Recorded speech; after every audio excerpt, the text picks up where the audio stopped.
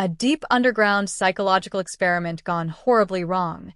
During the height of the Cold War, long after the world had forgotten the horrors of World War II, a hidden Soviet research base buried beneath the Ural Mountains conducted one of the most disturbing human experiments ever attempted.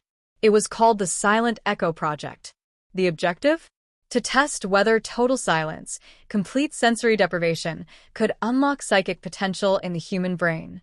The Soviets believed that by removing every external stimulus, the mind would be forced to turn inward, unlocking dormant abilities like telepathy, remote viewing, even mind control. To do this, 6 political prisoners were promised amnesty in exchange for 1 month of participation.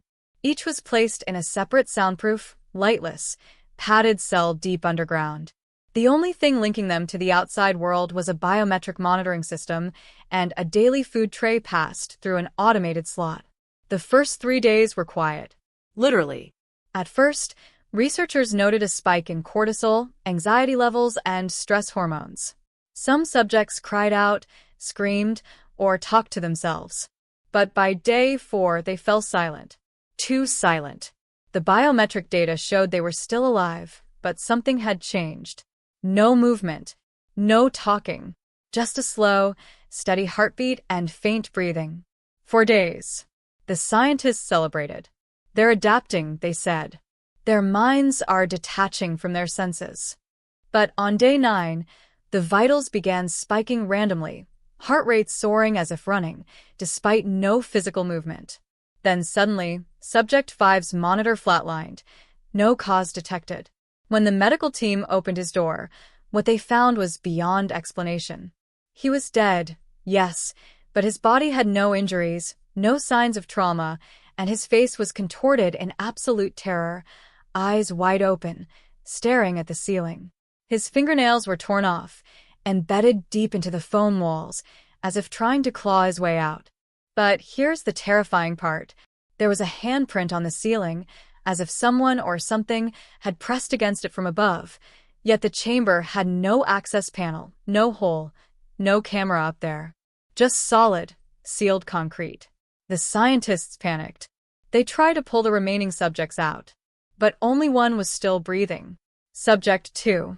His body was motionless, eyes closed, but he was whispering, constant, unintelligible whispers, even though he had no microphone or receiver in the room. The lead scientist, Dr. Yegorov, leaned close to the wall of Subject 2's cell, listening.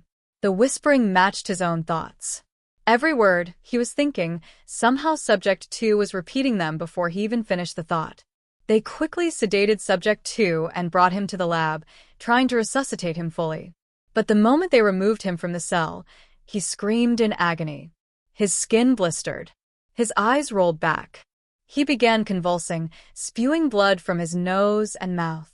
He died 17 minutes later, and his last words were recorded by an assistant. "You made us look into the silence, but something looked back." 2 days later, the entire facility was sealed off, and every scientist involved was reassigned or vanished. The Silent Echo Project was never mentioned again in any official Soviet documentation. Only a handful of scattered pages remain, smuggled out by a defector.